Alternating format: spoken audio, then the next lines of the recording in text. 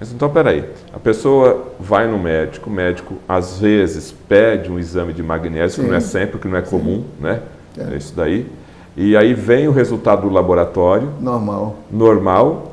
E aí como é que fica? Então o médico também precisa ser treinado. Ser treinado, porque isso aí são os detalhes do conhecimento dessa matéria. Estudar mais essa área, porque o magnésio é intracelular. Ele não é medido como se fosse, digamos, o cálcio. Entendi. Então as doenças mais crônicas do dia a dia, ele tem, sim, está em ele tudo. tem uma influência. Por exemplo, coágulo. Por exemplo, você tem um problema de formação, tendência à formação de coágulo sanguíneo, alteração da coagulação sanguínea. O estresse oxidativo, o processo do organismo está oxidado, porque nós enferrujamos, nós chamamos isso de estresse oxidativo. A normalidade do colesterol também está implicado no magnésio. Praticamente 90% das pessoas têm uma séria queda baixa de magnésio. Então hoje se fala muito em colesterol, a maioria está com colesterol elevado. Sim. E esquece de avaliar o magnésio. Porque ele está ligado ao metabolismo do colesterol, fisiologia. Quando ele está bem, não acontece isso.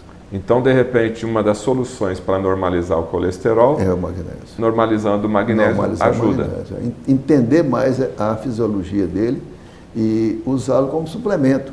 Então, o grande problema do envelhecimento é que nós ficamos inflamados. Esse é o denominador comum. E precisamos, então, desse recurso. Fadiga crônica. Problemas neurológicos, por exemplo, doença de Parkinson, doença de Alzheimer.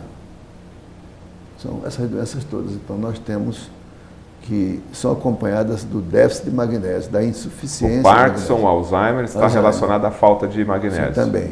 Não só naquele período da terceira idade, mas isso é uma coisa que vem acumulando nos últimos anos. Nos últimos anos, porque vai aumentando com a idade a dificuldade de absorção. Sobretudo quando a gente tem os fatores adversos, que é a recomendação do cálcio, como nós vamos mostrar aqui. Ó. Então, a deficiência de magnésio com nível de magnésio normal, é o mais sério. Numerosos estudos demonstraram que uma pessoa pode ter níveis perfeitamente normais de magnésio.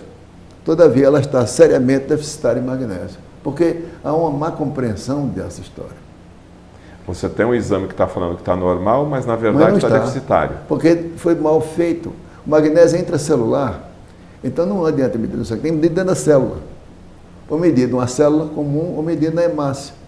Mas então, peraí, a pessoa vai no médico, o médico às vezes pede um exame de magnésio, que não é sempre, que não é comum, né? É isso daí. E aí vem o resultado do laboratório. Normal. E aí como é que fica? Então o médico também precisa ser treinado. Ser treinado, porque isso aí são os detalhes do conhecimento dessa matéria. Estudar mais essa área, porque o magnésio é intracelular. Ele não é medido como se fosse, digamos, o cálcio. O cálcio é intracelular. Então ele tem que medir dentro da célula. Isso é uma tecnologia mais difícil. Em geral não se faz. Mas quando se pede, mede na hemácia, mede no globo vermelho. Aí tem uma noção que o magnésio está baixo. Mas isso acontece, é baixa em 90% das pessoas. Para falar em bons termos, quer dizer, mas eu acredito que não seja mais ainda, porque é muito intensa a perda, o déficit do magnésio. Então a absorção diminui com a idade. O estresse, especialmente crônico, que é uma coisa que acompanha a vida, né? Situação política, não chove, tem uma série de fatores aí que nos preocupam. Então, situação financeira, problema familiar, todo esse estresse do dia a dia vai consumindo magnésio. Os hormônios do estresse, o cortisol, eles entram, adrenalina, e consomem mais magnésio da sua reserva. Nós temos uma reserva. O consumo é alto. Então, ó, o estresse, especialmente crônico, é uma causa comum de perda de magnésio. Combinando o fator estresse com a dieta deficitária de magnésio, tem aí uma receita direta para um grave problema. Acontece com a maioria das pessoas. A pessoa não está preocupada em suplementar magnésio, não existe essa cultura. Não está envolvida nisso, porque acha que isso não funciona. E a medicina convencional, ela está ligada à administração de drogas, que tem interesse, né?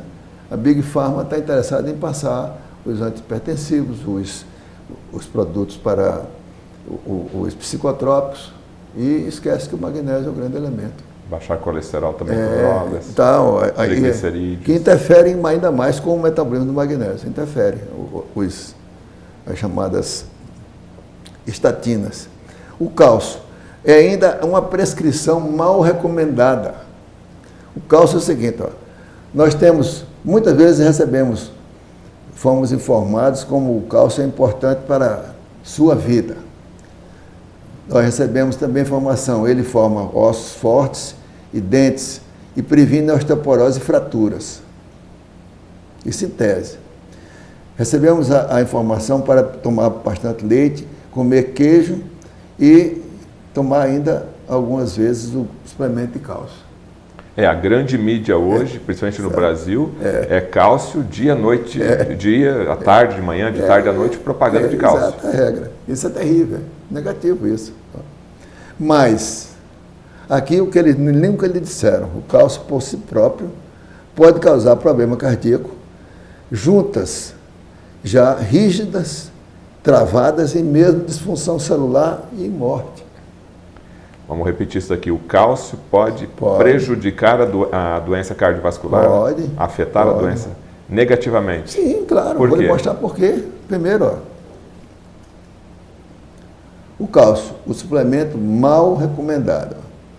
O americano comum consome 300 quilos de laticínios por ano, cerca de 2 quilos por dia, e às vezes a osteoporose, as taxas nos Estados Unidos são as mais altas do mundo. Poucas pessoas sabem, nossa obsessão mundial com o cálcio começou nos anos 50, por pressão da indústria de laticínios americana. Antes disso, historicamente, as pessoas não consumiam tanto cálcio e tinham poucos problemas com a osteoporose. Veja só. Ou seja, quanto mais se consome cálcio, mais tem problema com a osteoporose. Mais tem problema com a osteoporose. Porque tá vai contra o que a um efeito paradoxal, porque está faltando algo aqui que nós vamos agora explicar. Os perigos de excesso de cálcio. O cálcio, ele pode, inclusive, entrar na fisiologia muscular e travar, enrijecer, a pessoa sente dor, às vezes, na musculatura. É excesso de cálcio na musculatura. Pode haver, o cálcio, por exemplo, ele deposita no revestimento das paredes das artérias, causando as placas que levam a problemas cardíacos. Pior ainda é que o magnésio é mais difícil para o seu organismo absorver e utilizar do que o cálcio. É um complicador. Então a gente tem que facilitar o magnésio. Então o cálcio está muito mais disponível e o organismo consegue assimilar ele muito mais rápido. E o magnésio é o inverso, não está disponível e o organismo tem que trabalhar mais. Pouco disponível, né? O magnésio é pouco disponível, infelizmente. Então o cálcio se acumula, hiperexcita as células, levando à alteração do funcionamento celular e até a morte celular. O excesso de cálcio. O excesso de cálcio. O senhor está colocando uma informação que... Grave. Dizendo a verdade. Tudo isso em cima de trabalho científico. E tudo sério aqui, isso é toda coisa incontestável. Esse fato invalida essa taxa de 2 por 1 de cálcio por magnésio, achada na maioria dos suplementos. Tem que ser 1 por 1. Nós temos que pensar que tem entrada de cálcio, entra de magnésio também. Então, para uma unidade de cálcio, eu tenho que ter uma unidade de magnésio. Tem que ter um balanço para poder fazer a contrapartida, fazer o intermédio para contrabalançar, porque isso é da própria alimentação. Nós não temos águas ricas em magnésio. Não temos um solo rico em magnésio. Quer dizer, no Japão, por exemplo, para dar um exemplo, o japonês, ele tem a água rica, tem algas. O japonês tem a menor incidência de infarto no mundo.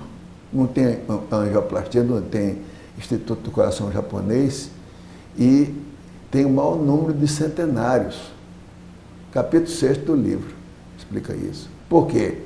Porque o magnésio entra lá para com o cálcio. Então, o senhor está falando que o magnésio aqui é a fonte da juventude? Sim. Ou de viver um pouco mais longevo? Claro, exatamente. O Japão não tem ponto safeno, não tem Instituto do Coração japonês, não tem angioplastia, não tem stent. Lá as indústrias têm prejuízo, as indústrias farmacêuticas. E convivi com professores espetaculares, amigos e tal, eles me levaram, me deram até um prêmio, né, pelo trabalho que eu fiz, professor Itokawa, lá no Japão.